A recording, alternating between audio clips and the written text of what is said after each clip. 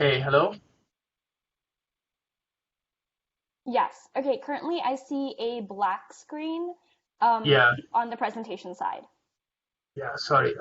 For some reason when I shared my PowerPoint or when I duplicated my screen, it kicked me off the Blue Jeans meeting. Uh, Here are the slides again.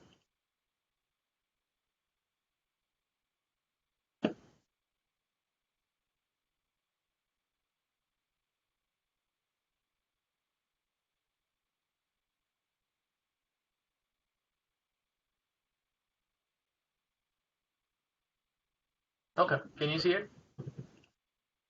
Yes, Yeah. everything looks good. Okay, great. I'll just keep out of slideshow mode and just toggle like that.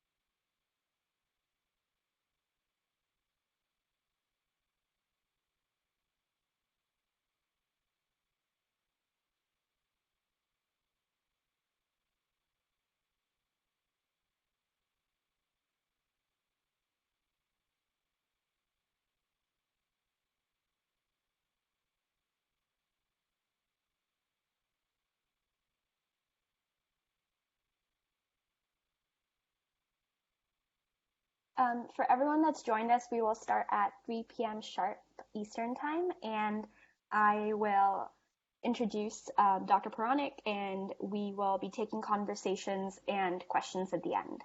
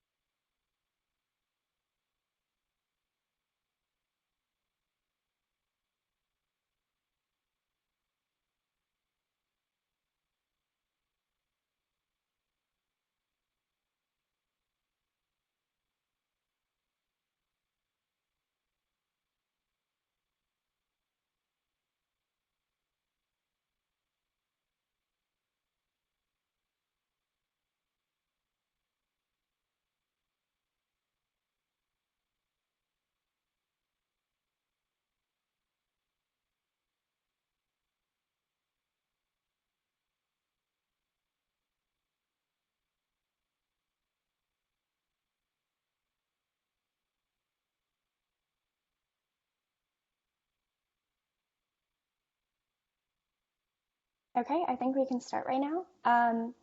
Good afternoon, everyone. Thank you so much for being with us here virtually.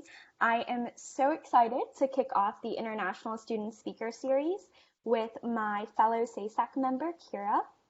I'm a international student from Singapore, and I'm a master's student at the Aerospace Systems Design Lab at Georgia Tech.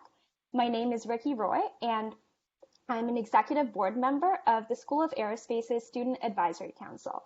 I joined SAESAC as a freshman at Georgia Tech in 2016, and I came here back in 2016 to the United States with dreams of making an impact on aviation safety. To all the international students tuning into this conversation right now, I would like to open by saying that I empathize with you. It is really challenging being a foreign national in the aerospace industry in any country. This series has been a long time coming, and I'm so excited to share with you that we've put together a list of speakers for not only the upcoming semester, but for years to come. The main goal of this series is to bring professionals from all around the world who have experience with international student-friendly companies to share their personal and professional experiences. With this, we really hope to connect our international students, you guys, to opportunities in the United States and abroad. Our first event is intended to be for international students of all levels, from undergraduate to Ph.D., interested in working in private aviation, consulting, and government agencies. For future events, we will be bringing speakers from both aviation and space companies and agencies across different disciplines. I am so honored to introduce Dr. Puranik as our first guest. Dr. Tejas Puranik is a research engineer at the Aerospace Systems Design Lab within the School of Aerospace Engineering at Georgia Tech. His research interests include data-driven safety improvement of aviation operations, environmental impact mitigation for civil aviation, and application of machine learning techniques for solving complex engineering problems.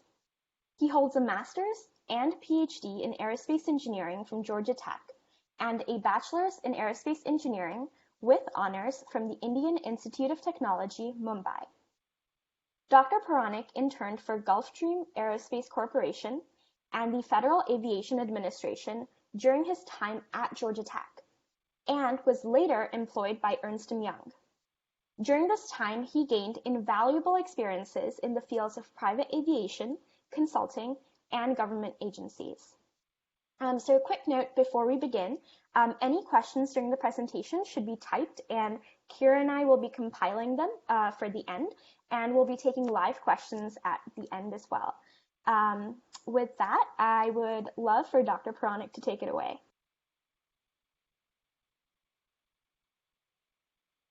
All right, thanks, Ricky. Can you hear me clearly? Yes, we can. Okay, perfect. So, hey everyone. As Ricky was saying, my name is Dr. Tejas Puranik, and I'm a research engineer at the Aerospace Systems Design Lab in Georgia Tech. This is a picture from me pre-COVID when I was thinner and hadn't put on all my quarantine weight. And I have some slides today, just to sort of guide the train of thought so that I don't keep rambling on about a number of random things. So I don't want to bore you with the slides, but it's just to kind of walk you all through my experiences as a graduate student at Georgia Tech, and following that, a working professional in the aerospace and consulting industries. So by the way, I feel like this is a very, very interesting speaker series that SAESAC has put together, and as a former member of SAESAC, I'm really proud of what you all are doing for the international student community, and wish the best of success for the following talks. So just I think we've sort of covered my introduction, who I am, and what what I'm doing right now. My understanding of what this talk is going to be about is mainly that I'm going to try and talk about my experiences as a grad student at Georgia Tech.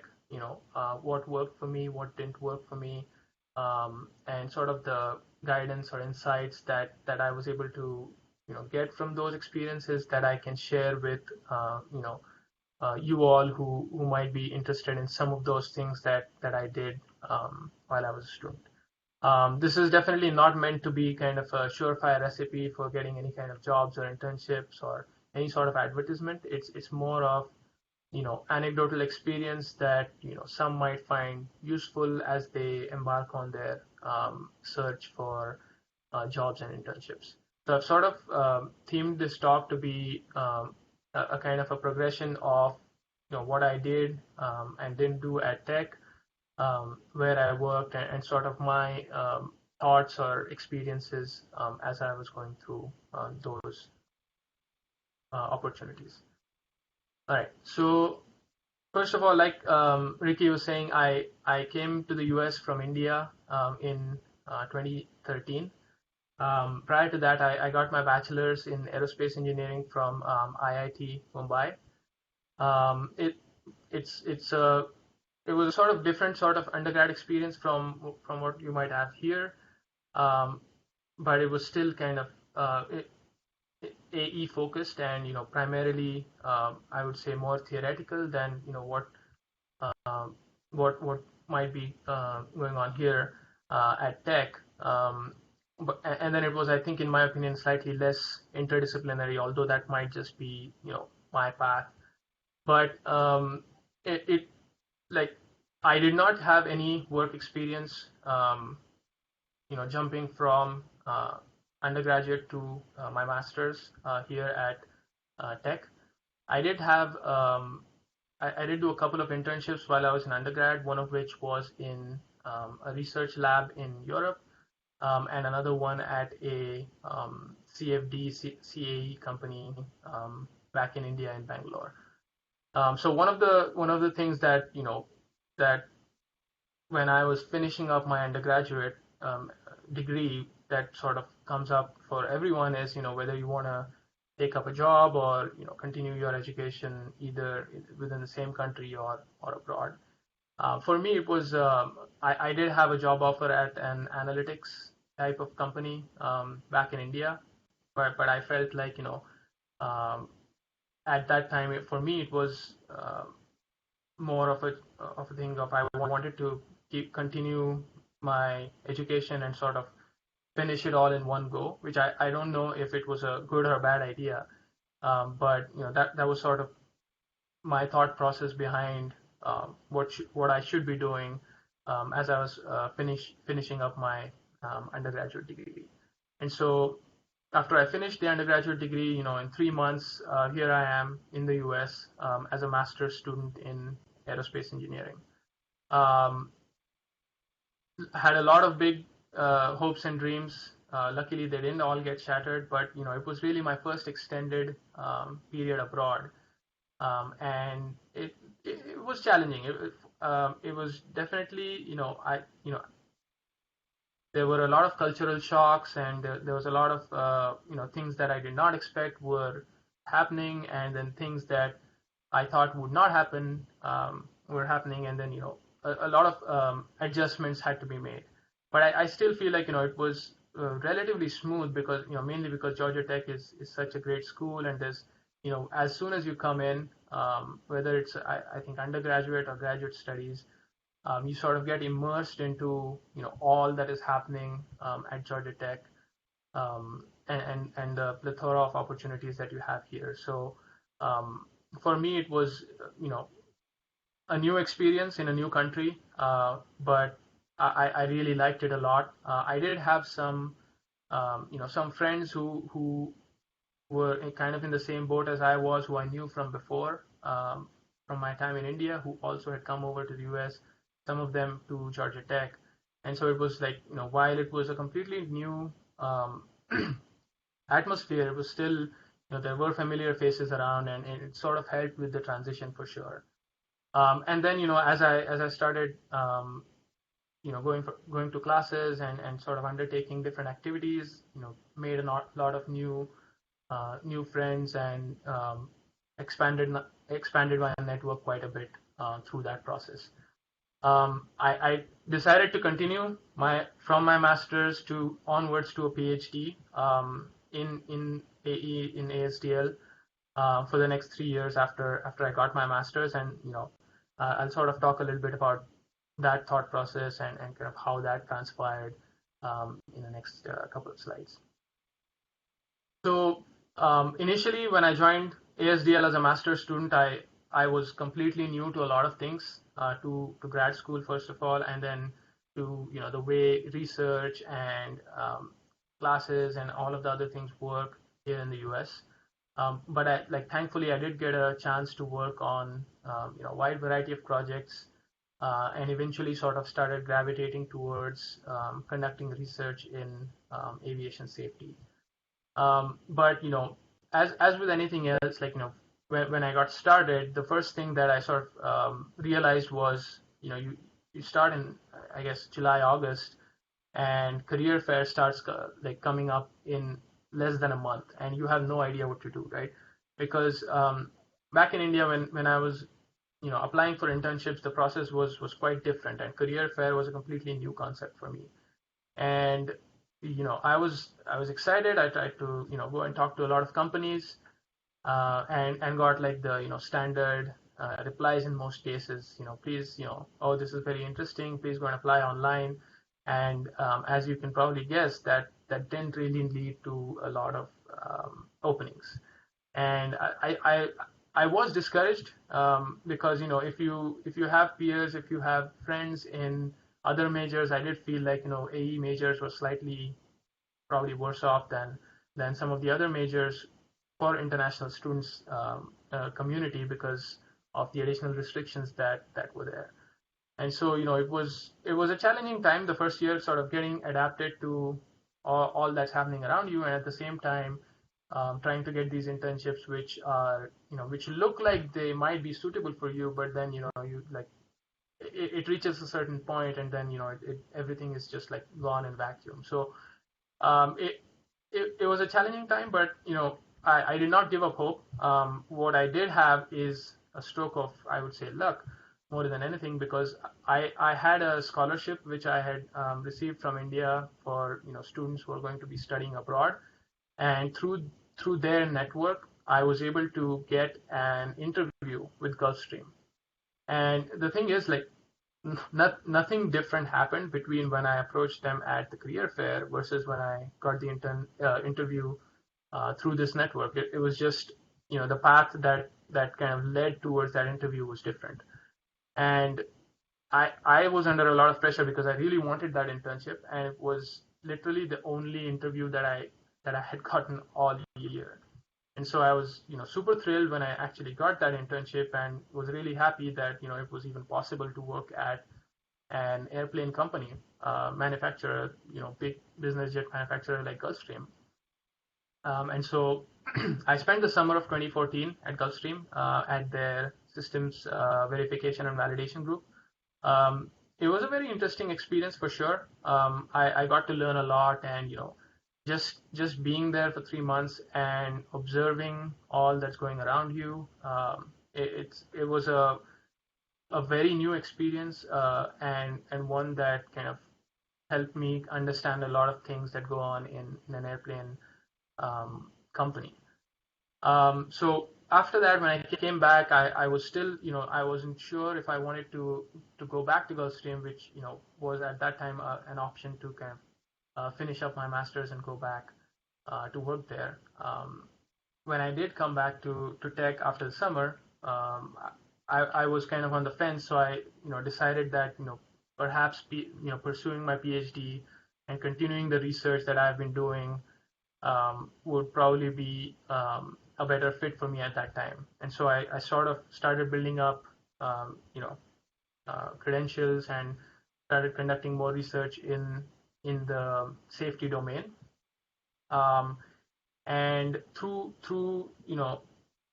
the years, I sort of built my portfolio of research activities that I had been doing, and then through the through a center of excellence at Georgia Tech, I was fortunate enough to get an opportunity to apply for a summer sort of internship fellowship position at the FAA Tech Center in New Jersey.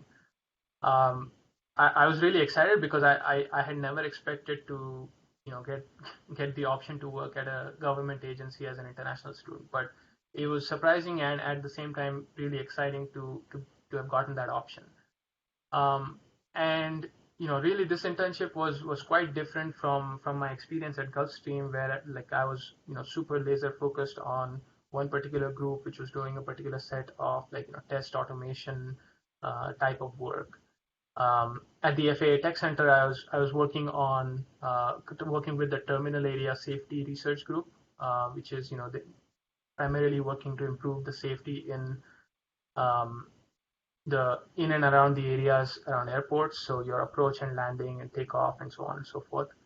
And so through that internship, I didn't really just restrict to the primary kind of research tasks or the primary internship tasks that I was supporting, but I also got a chance to explore some of their very interesting facilities. So for example, they had some very interesting commercial aircraft simulators that I got to ride in and that I got to use as a part of, or conduct experiments on as a part of what I was doing there. I also helped with the UAS research group that was conducting outreach activities and other demonstrations for UAS. So it was definitely a very different and at the same time very rewarding experience. And I think the folks that I was working with were really interesting and engaging folks, and I had a very good time there. Probably other than this guy here who doesn't seem to like my poster too much. But yeah, anyway, so kind of moving on to March 2018, where finally the time came for me to defend my PhD thesis. And I guess there's an animation here, but I have a smiling face here, but really what's going on inside is this, right? Because it's definitely a marathon when you're in your PhD and sort of working on the same problem for multiple years, trying to attack it from different angles and trying to get meaningful results out of it, and trying to advance the state of the art. So it was a very challenging 3 years, but at the same time, I think you get to learn a lot through the whole process. There are definitely things that you would not have learned if you stopped at a bachelor's or a master's, that you would learn in a PhD. So this is definitely I was glad to be done, because it is definitely a very sort of time consuming and challenging endeavor to take up. So upon graduation, I really had at that point, by that time I had given thoughts to what I want to do after graduation, and I really dabbled into looking at consulting as an option of after I graduated, primarily because sometimes you sort of work on a particular thing for a long time and you want to kind of get away from it. So I'll talk a little bit about that in a couple of slides. But during my time at Tech, other than being focused and being kind of working towards your PhD or your master's degree, there were a number of other activities that I think helped retain my sanity and kind of helped me grow as a person. Obviously, I was involved in SAESAC for the last 2 years of my time as a PhD student. I also tried to kind of stay connected to my Indian roots through the Georgia Tech India Club, of which I was a board member for a year, and then continued associating with them during my final year as a graduate student. And then finally, there was another very interesting fellowship that I had received during my final year as a graduate student. So this is the Sam Nunn Fellowship. This is an interdisciplinary program for PhD students at Georgia Tech from all different departments that you can apply to, and if you're selected, you sort of get to work on problems that are at the intersection of security, policy, safety, that sort of intersection. And so this is our cohort here, who we also get to go to Washington, D.C. for a field trip to talk with lawmakers and policymakers to really see what goes on behind the scenes. And it was definitely an eye-opener because I had never experienced the amount of effort that goes into every bill that goes out or policy that gets made. So that was something that I really enjoyed doing as a grad student here at Tech. So sort of moving on from all of my years at Tech, I decided, like I said, upon graduation to work at EY, Ernst & Young, as a senior consultant, and I did that for around 6 to 7 months. The main reason for that was of course, you keep hitting a blank when you're trying to get core aerospace jobs for sure. And then for me, like another motivation was to just try like a change of direction, because after you've been working on a particular problem or a particular set of problems, you sort of start seeing the same thing, and I wanted to kind of change it up, shake it up a little bit, to see what the consulting world had to offer. How I got there, again, is a story of networking. I leveraged my Georgia Tech network in all of my internship and job searches, but more than anything here for this job, and was able to connect to a fellow Georgia Tech ASDL graduate who is now working at EY, and he sort of got me in touch with his managers, and I had some conversations with them, and it sort of kind of went from there to applying and interviewing and getting the job.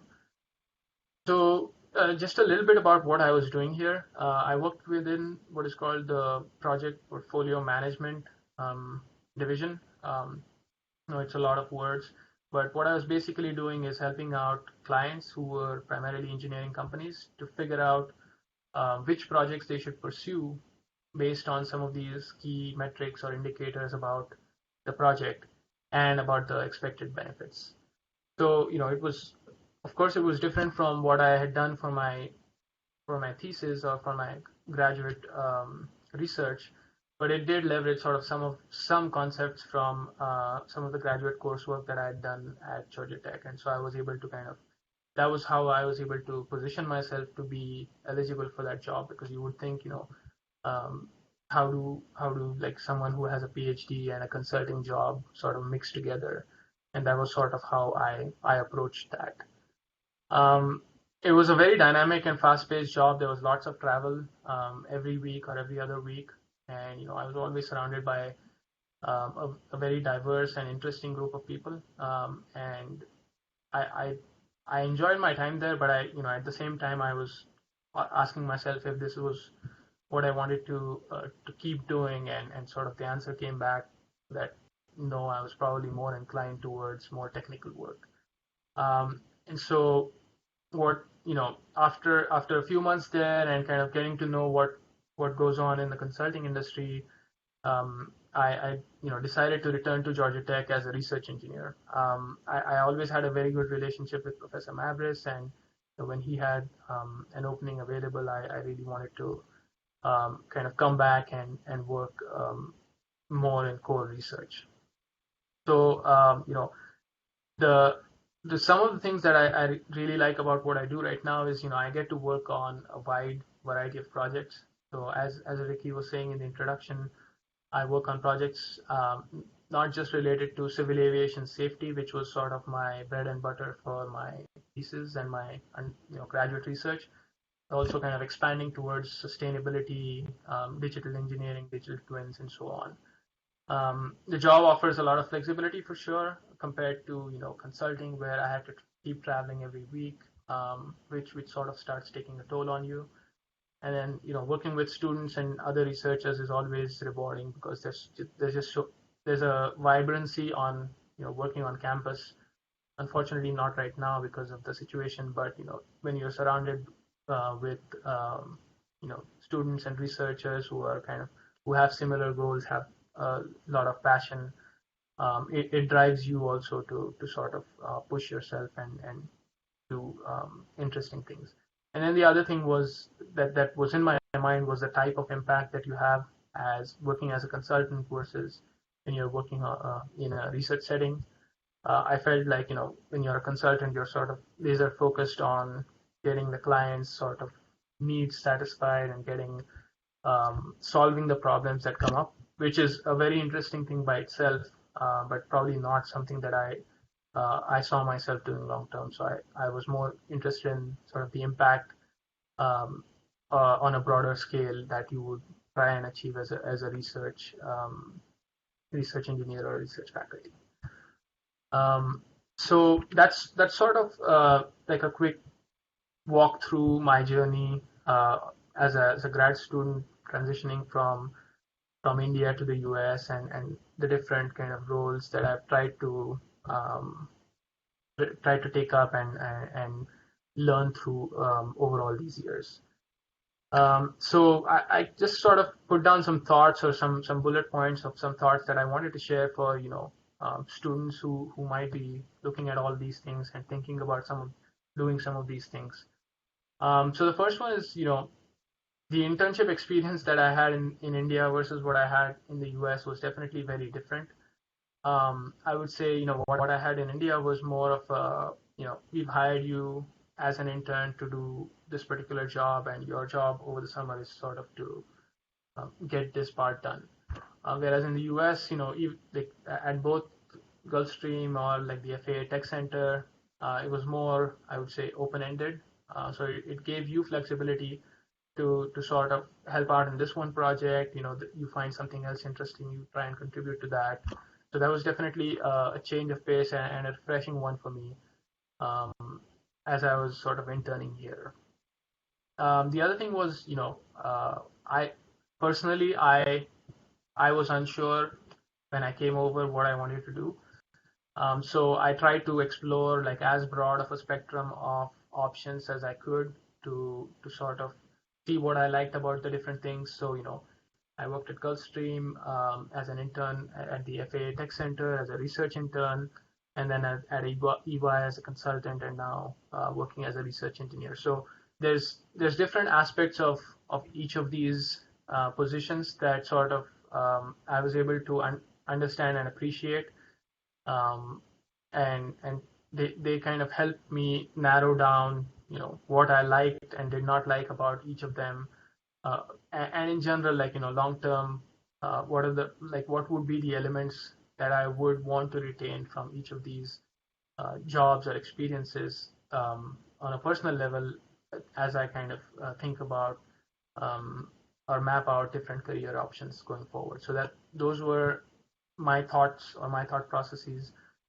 as I tried to kind of go through the spectrum of options. And by no means is this kind of exhaustive. There's a lot more that a lot of you might be trying to pursue, but this was just sort of my sampling of the different options that you could get as an international student that still kind of helped you grow as a person and grow into the different roles. There were some things that I feel like it might have been useful to know since day one. So one of them, like the first one, like I said, I learned that through experience, but there's not necessarily a single path of getting a job or an internship. So as you probably saw, like when I got the internship at Gulfstream, it was through leveraging my network and kind of getting past the initial screening stages. Because what happened for that internship was that once it was past that initial sort of screening phase, I went through the same steps as every other intern at the company. So it might not look like that a particular company is accepting international students, or it might not look obvious. But there's always like different paths. And then when I worked at the FAA, it was purely through virtue of the research project that I was working on and the position that I was in the lab. So that's also another thing to kind of keep in mind, which is what you do and where you are can unlock different options that you might not have thought were possible. So it's always good to kind of keep that in the back of your mind, even though you might get you know a negative response from a particular entity or from a particular one path. There's always other ways of trying to get that.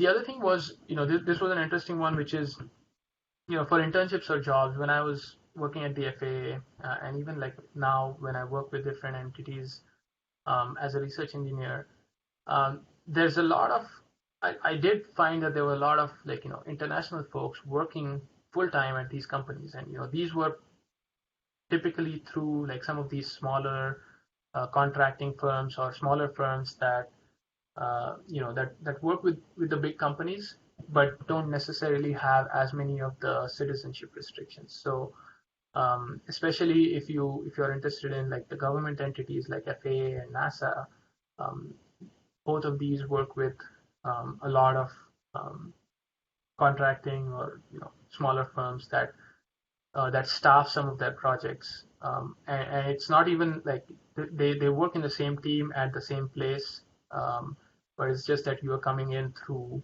a different firm or a different contractor. So that's another option that I was not aware of, or maybe I was aware of it, but I did not pursue as as much as some of the other options. And this is something I thought I might pass on to those who are listening in today. And then the final thing is, something that I guess it might be a cultural thing, but it's always okay to reach out to people, to folks in your network, even to folks who you might know sort of not too well, but they'll still be willing to help you, and if they're not, they'll try and be both forthcoming about it. And the same vein, like your professors, advisors, even research engineers are always there to help you out when like if you just reach out to them. So it's always okay to ask if someone can do something for you. If they can't, they'll just say they can't. But at least you know that that you're trying out all of your options, because as an international student in AE, you have limited options. Some of those are definitely off the table, but there are others that can open up that you would not have thought were possible. So definitely keep an eye out for that. Try and reach out to people. They'll be there to help you out. And so kind of some final thoughts. I promise. I think this is the last slide. So based on my experiences, being an international student is definitely a stressful thing. It's not easy. There are so many things that you have to take care of, as in your curriculum and your studies, in addition to being aware of like all the immigration related things happening around you and all the other things that can affect you within a single day. So it's a very stressful time, more so now, I would say, than any other time before this. So please make sure kind of take really good care of yourself physically and mentally. Make sure you have a good group of peers and friends who you can talk to if need be, and kind of look at all the resources you have on campus to make sure you're feeling well physically and mentally. The other thing I sort of learned was that you kind of have to be willing to adapt and take on new challenges. And by that I mean, like, you might have a particular aim to work in a particular company, which might not be like a one-step process for you because you're an international student. But that doesn't necessarily mean you can't work with that entity or you can't reach that goal. It's probably just you might have to take a different path. You might have to take some additional steps while you reach there, but it's still it still might be possible. So just try and be willing to adapt. The third thing is kind of my personal motto, is like, things may not always go according to plan, but it's always still good to have a plan. I think it gives you purpose and some structure to start working towards your goals. And you can always adapt the plan and change change it as you get more new information or as you get new opportunities. Right now, I think one of the most important things is to be able to diversify your portfolio of skills. So along with like your AE coursework, along with like co-curricular activities, just try and look at different skills you can acquire, whether it be like classes outside of your major or some extracurricular activities, because now more than anything, companies are trying to adapt to not just the current situation, but also to like changing situations that have been in kind of motion for the past few years.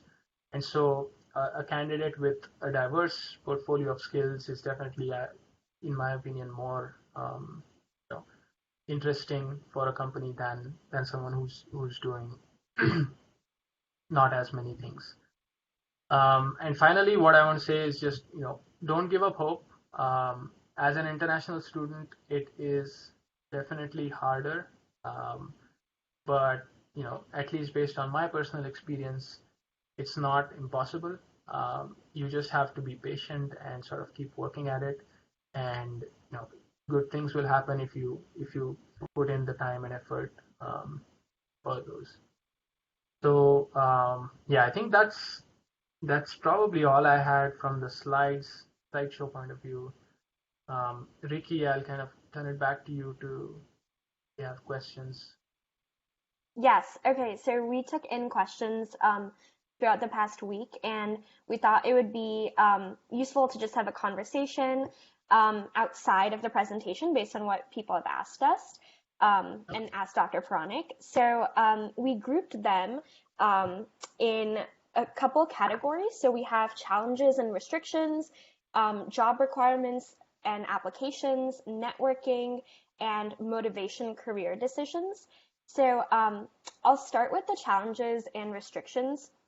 So one of the questions reads, as an international student, what kinds of challenges did you face while working with the government agency specifically? And was there an option to transition to full-time there? Yeah. So I think I touched a little bit on that earlier, but I would say in terms of challenges, like in working directly, like challenges within, like after I had gotten like either the internship or gotten to start working with them, I would say there weren't too many. The folks are usually like really helpful when you've kind of already been already gotten onto the team. They try and make you feel as comfortable as possible, and try and not they try to help you as much as possible. The one thing I would say is sometimes not all folks are I would say completely aware of all the restrictions that might be there. So like regarding your immigration status, what you can not do when you're at state government agencies. So and it's mostly not like willful. It's just like that they're not aware of that. So I feel like it's always good to politely kind of remind them of those restrictions, and sort of make them aware of it, and then they'll sort of come back to you and make sure that they find a way around it, or that they get you engaged on something else. With regard to, I think, the other half of the question, which is the full-time options, like I said, like I don't speak for any of these entities specifically, but I have seen folks being able to work at those entities like FAA or NASA through these contracting or smaller firms that, or even consulting firms sometimes, that work directly with these companies. So you would almost be on site working at that government agency, but just probably not be employed under the auspices of that entity itself. So there's options there, I think, and you can directly go to their websites and sort of search for what contractors do they work with, or what supplier firms they work with. And a lot of times the actual work that the contracting folks in the team do, and the FAA folks or the NASA folks or government folks do, is very similar and intertwined with each other. So it's not necessarily like that if you're a contractor, you only do a certain type of work. It's very inclusive. So those I think like are probably one of the good options for international folks to be able to kind of get their foot in the door with these government entities. Okay, yeah, terrific. And for everyone tuning in right now, on the chat, I've dropped a NASA aeronautics contractor specific list, and it gives you context for like what a contractor list would look like, and you can find the corresponding one for the FAA or any other place that you're interested in working for. In regards to the next question, it says, from your experience, did the companies you worked for care about your master's or Ph.D. GPA? So I guess I would say they like it was sort of an exponential function, like a decaying function, to where as more experiences started sort of piling up on my resume, I would say it was probably like less emphasis was given on your GPA. Especially like I would say like if you're a PhD student or even a master's student, and you've done some amount of research, and you've maybe published a paper or like presented at a conference or something, those things I think would definitely be worth emphasizing, especially if you're trying to offset like a maybe slightly lower GPA or something. But I would say like having a strong GPA will definitely not guarantee something, but it might it might help get the process started. But at the master's or PhD level, I think it's really it boils down to like your research experience. If you had any like prior internships or something like that, that probably contributes more towards the master's and PhD than the master's and PhD GPA. Okay, and that plays really well into our next question, which says, what is the best way to approach companies at networking events as an international student? Yeah, so I mean, I think so. The thing is, like, I would say that this advice is probably it doesn't change if you're an international student or not.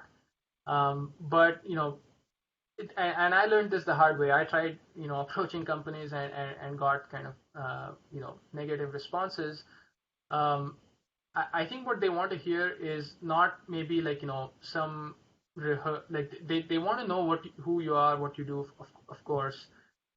But then the experiences that you highlight from your resume or from your applications, I think should really be something that they can sort of read and connect with. So if you've done something like very very esoteric, that you write a lot of details about like 500 lines of code or something, that might not resonate with someone who's reading it, as opposed to something that kind of talks about or at least when you talk about their experience, right? Explain like its context and its impact, so that the person who is listening to it might try and find some connections to what they do in their day-to-day activities in their team, and they might think, okay, like this person might have applied this particular thing on a different problem, but these skills seem to be really the same that we value in our team. So I would say when you're approaching folks, rather than trying to give them your view of what you did, try and present sort of a view of something that they might relate to, and at the same time keeping it factually accurate. That's always like the challenge, but try and sort of present it to them in the context of what they do, so that they can kind of relate to it better, and maybe ask you more questions about it, right? That's I think one of the main things you want to try and do is get some more questions from them and sort of get them engaged in what you've done. So I think that might be one of the advice I would. Okay, and we have a question on the chat which kind of ties into something that had been previously asked, which was, after beginning your internship or job, did you feel as though there was any difference in your work experience between you and an American citizen? And do you feel that international students need to distinguish themselves even more than US citizens? So I think for the first part, when I was interning there, I think the, you know, the structures and the rules of, whether an international person gets accepted or not in an internship are, I think, like the outer sort of boundary. But once you're sort of past that and you're in that internship or that job or that, experience, at least in my experience, I found very little difference between the sort of experience I got versus, what my peers who were US citizens or US persons were getting, which is, I think, a really, good thing, because what I've observed most of the time is the actual team that you work with, or like, the managers and the technical, advisors, or your peers at the job and internship, they really don't care about this whole, whether you're a US citizen or international student. It's more about, like, the structures in place that apply across the company or across different companies, that either, enable you to intern there, or, not enable you. So the experience, I think, was always, and, I'm thankful for that, is that it's always been sort of, I would say, on an even keel with US citizens. For the part about, like, trying to, I guess you said, distinguish yourself more, um, I think to some extent that is true.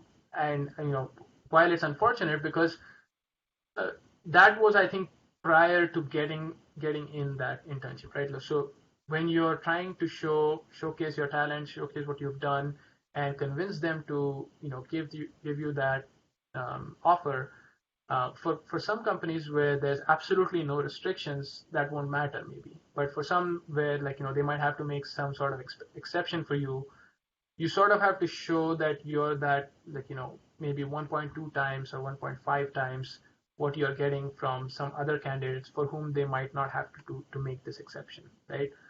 And a lot of that comes from maybe, like, references from people you've worked with, so like your professors or your research engineers or others who you've worked with, who you've impressed, um, might kind of go in and put that extra word for you, saying, like, this guy or girl is really worth that extra effort for you to hire. So sometimes, like, that barrier to entry, I think, is probably true, that, you have to differentiate yourself a little bit more, which is, I mean, unfortunate, but that's the way it is. So that we have to kind of adapt and work around that.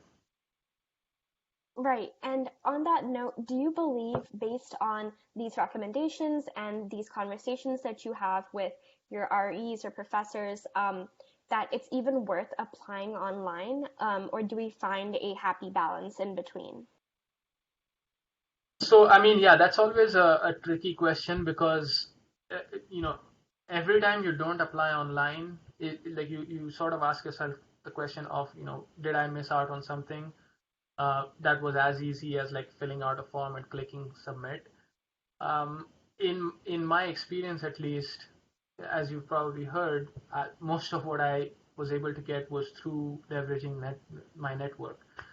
Um, and so, but at the same time, I do know, like, that there are some that will be, that actually do, like, those short listing of the resumes from online applications, and maybe more so for, like, some of the smaller companies, because, for the bigger companies, sometimes you have those options where they say, like, will you need sponsorship, or are you an international student, and that automatically sort of puts you in a different bin. And maybe I would say maybe those are the places where you could still try, but you might get less hits, as opposed to, like, something more personal where just sending a resume or just talking to someone. For those, it might still be worth applying online. Okay, and our final question in sort of the networking area is really for our freshman students who are international. And as a research engineer yourself, oftentimes there might be freshman students who are looking to get this experience before they are able to get a full internship opportunity. And so, what kind of tips do you have for those people who don't have any prior experience, and are maybe looking to intern or work under a research engineer such as yourself at an esteemed lab? Yeah, so I mean, I think it's definitely hard to sort of try and get something as a freshman because all the experience you've had is probably just what you did in high school. But at the same time, I think there are always some opportunities. Now, for some of the projects that even I supervise and get interest from freshman students on doing research, we have to sometimes turn them away because those positions really do require you to have done like your calculus or like your some basic math classes or programming and stuff like that. So sometimes there are like hard restrictions that prevent you from contributing, but at the same time I think there's probably a lot of research going on within like the AE school and maybe even like in other schools that I would definitely encourage freshman students to try and apply. And I have definitely at ASDL in some of the projects I've had some freshman researchers who started as in their first or second semester as a freshman.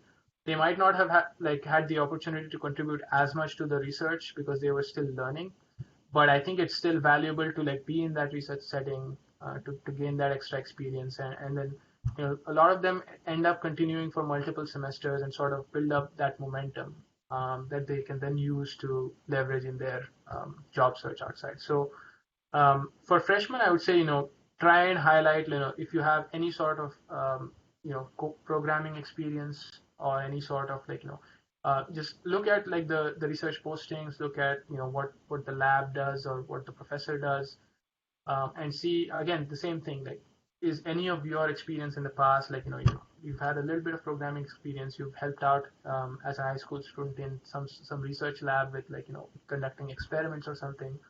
Those are all good skills to highlight.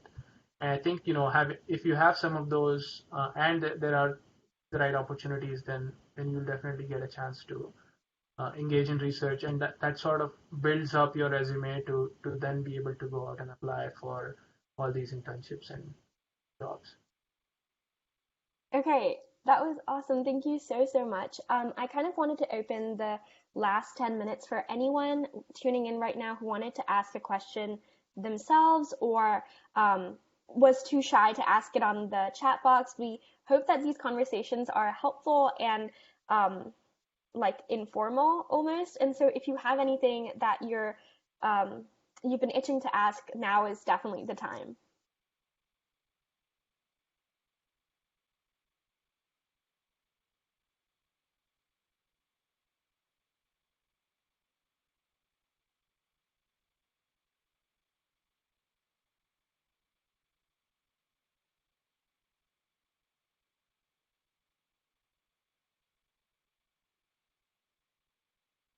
Okay, if we don't get anything, what we can do is with the live recording of this conversation, we can send out Dr. Puranik's email if he feels comfortable, and we can direct any further questions through there. I kind of wanted to close this conversation. Oh, we have a comment. Um, okay, it was really helpful. Thank you so much.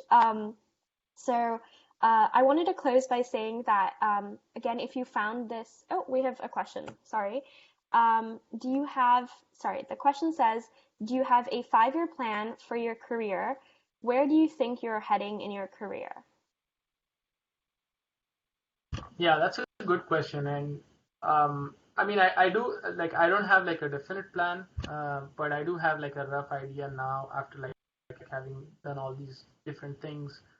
I do know that I want to stay in research, and there's different options for someone who's doing the research, like I am right now in this position, like whether I want to be a professor or to continue working in research and possibly like look at other options. So I would say like the 5-year plan right now is to continue working in research for sure, and sort of build myself up as an expert in a particular domain, which is what I'm working towards right now.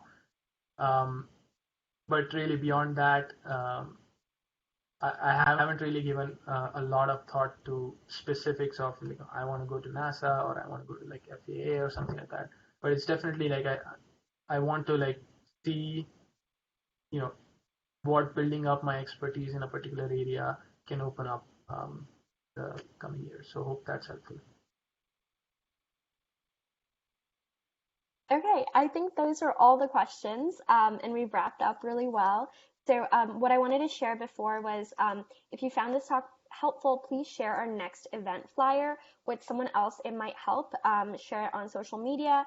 And we really want to take on that stigma of, oh, no one helps international aerospace students. We're trying to help. And if you have any comments or questions, please send them our way as well at SAESAC at gmail.com. That was really everything that we had. Dr. Puranik, do you have any closing remarks? No, yeah. So I just wanted to say, first of all, thank you very much for starting this series, for inviting me to kind of kick it off. I'm really happy to do it.